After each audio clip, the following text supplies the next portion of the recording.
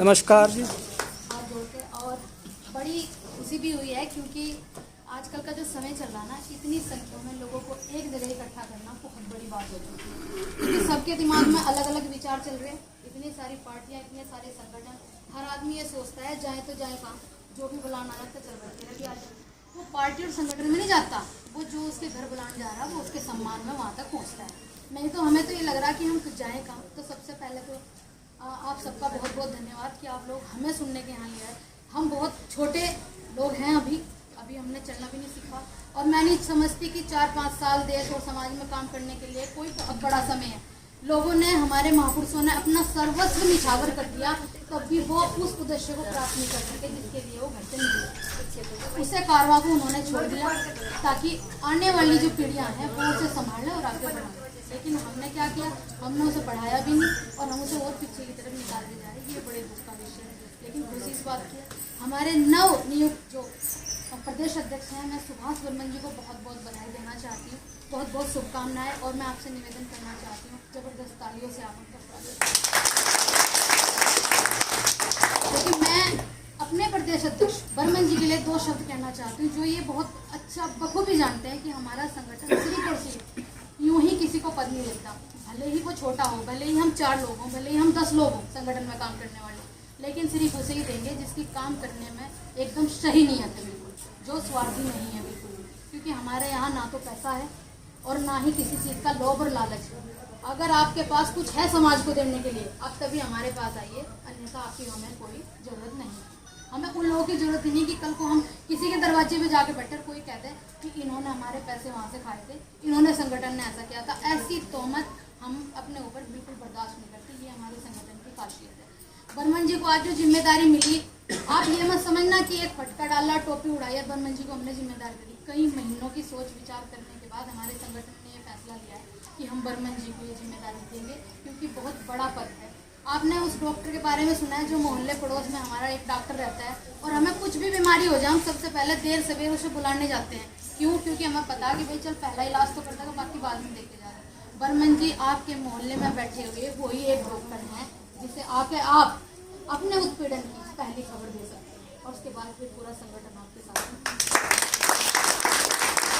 आपके मोहल्ले के अगर प्रदेश अध्यक्ष आपके मोहल्ले में बैठा हुआ है और आपकी फिर भी किसी समस्या का निदान नहीं हो सकता, तो मेरा ऐसा मानना है कि हमारा संगठन में काम करने का और संगठन बनाने का कोई मतलब बैठता नहीं है। और देखिए, अध्यक्ष जी ने आपको अपने समाज की ताकत बताई। जो मेरी सोच है वो हमारी सबकी एक जैसी सोच है, लेकिन हमने ये चाहा है कि हजारों साल से जातिवाद को लेकर, चाहे वो ब्राह्मण हो, चमार हो या कोई भी हो, उत्पीड़न सबका है। ऐसे बहुत सारे ब्राह्मण भी हैं जो बिल्कुल आर्थिक रूप से बहुत तंगी में हैं, जिनके पास खाने को कुछ भी नहीं है। ऐसे बहुत लोग हैं। हजारों साल से जो विचारधारा चली आ रही ना जातिवाद, उसे हमने खत्म किया। आने वाले समय में आज एक छोटी सी बच्ची मैं आप लोगों के पास ये कह रही, यहाँ पे मेरे भाई भी हैं, अभी 10-15 साल ही हो गए उम्र उनकी लंबी करे, तो आप देख लेना कि आने वाला 10 के बाद अगर इस देश में कोई क्रांति आई ना, तो उसे हम लोग ही लाएंगे। ये बात बहुत बढ़िया। बिल्कुल खत्म करना। इस देश में सिर्फ वही रहेगा जो दिल और दिमाग से भारतीय होगा।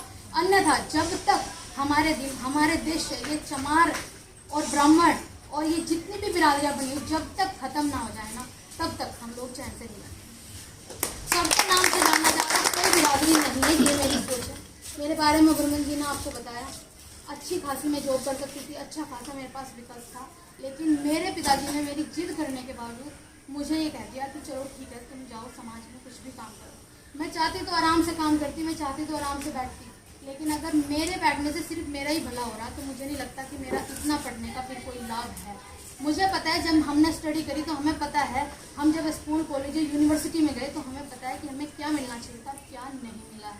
यदि हम लोग अच्छे से नहीं पढ़ेंगे, अपने हक और अधिकारों को नहीं जानेंगे, तो हम किसी की भलाई नहीं कर सकते। और मैं ये दावा भी करती हूँ यहाँ खड़ी होकर कि जिस दिन आपने संविधान को अच्छे से पढ़ लिया, अपने अधिकारों के लिए आपने लड़ना सीख लिया या पढ़ना सीख लिया, मैं ये दावा करती हूँ कि कभी आप नौकरी करने के ही नहीं। आपके दिमाग में वो बात आएगी कि सर मुझे पता है ना, तो मुझे उन लोगों के लिए काम करना है जिन्हें इन सब के बारे में नहीं पता है।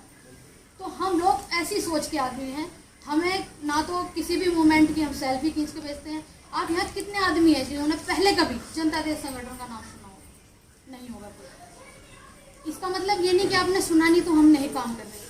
हमें यहाँ जिला प्रशासन, आप किसी भी अधिकारी से, किसी भी पदाधिकारी के सामने नाम लेके देखिए कि जनता देश संगठन वालों को मैं फ़ोन कर देता हूँ वहाँ, वो हमें बखूबी जानते हैं और हमारे काम करने के तरीके को भी बखूबी जानते हैं। मैं इस बात का दावा करती हूँ। लेकिन पब्लिक में हम लोग नहीं अभी तरीके से पहुँचे, क्योंकि हमारा वो मतलब है ही नहीं कि सेल्फी खींची, वीडियो कॉल कर दिया या फेसबुक पर डाल दिया या इंस्टाग्राम पर डाल दिया। ये हमारी कार्यशैली नहीं। हम सिर्फ उन बातों पर भरोसा करते हैं कि जब आप काम करेंगे ना समाज में, लोग आपको अपने आप जानेंगे, आपकी अपने आप पहचानेंगे। हम उस बात को, मेरा सिर्फ आपसे यही कहना है कि यदि आपके साथ अत्याचार हो रहा है वो भी सही तरीके से, वाकई आप सही हैं, तो फिर जनता देश संगठन खड़ा है। अगर आप किसी भी पॉइंट पर गलत होते हो तो फिर हमसे कोई उम्मीद मत करना, क्योंकि हम लोग लालच में हमें किसी राजनीतिक पार्टी नहीं बनानी, कोई चुनाव नहीं लड़ना, तो इसलिए हम झांसा देने वालों में से नहीं हैं। अगर आपको शिक्षा में किसी तरह की कोई परेशानी आ रही, चाहे वो सरकारी स्कूल है, प्राइवेट स्कूल है, वहाँ संगठन आपके साथ खड़ा है। यदि आपका रोजगार, चाहे वो प्राइवेट कंपनी में कर रहे या सरकारी कंपनी में कर रहे, बेवजह किसी ने छीन लिया, बेवजह किसी ने आपको नहीं, सैलरी अच्छी नहीं मिल रही, आपको मानदेय अच्छा नहीं मिल रहा, आपको पर डे के हिसाब से आपकी मजदूरी नहीं मिल रही, तब संगठन आपके साथ खड़ा है। चिकित्सा में आप चले जाइए, जिस भी सरकारी अस्पताल में आप जाओगे, अगर आपका इलाज सुचारू रूप से नहीं हो रहा और वहाँ व्यवस्था है उसके बावजूद भी नहीं हो रहा, तो जनता देश संगठन आपके साथ खड़ा है। यदि आप कहोगे कि मैं चमार हूँ, मुझे इस पंडित ने मार दिया, या मैं पंडित हूँ, मुझे चमार ने मार दिया, ऐसी लड़ाई में जनता देश संगठन नहीं हम उस चीज़ से बचना चाहते हैं, हम उस चीज़ से अलग होना चाहते हैं जो सदियों से चली आ रही, जिसे लड़ा कर हम लोगों को हमारे असली मुद्दे दबाए जा रहे हैं। मुझे एक बात बताइए कि भाई अगर मेरे पास वो, आपने कहावत सुनी, हमारे पापा जी भी जानते हैं कि भूखे पेट भजन ना होए गोपाला। मेरे पास रोजगार नहीं, मेरे बच्चों के पास शिक्षा नहीं है, हमें अच्छी फैसिलिटी चिकित्सा की नहीं है, तो आप मुझे बताइए कि मैं लट खा के किसी के सिर में क्यों मार दूंगी, तो खाम खा में जेल चले आऊंगी, मुझे पीछे बचाने वाला भी कोई नहीं है।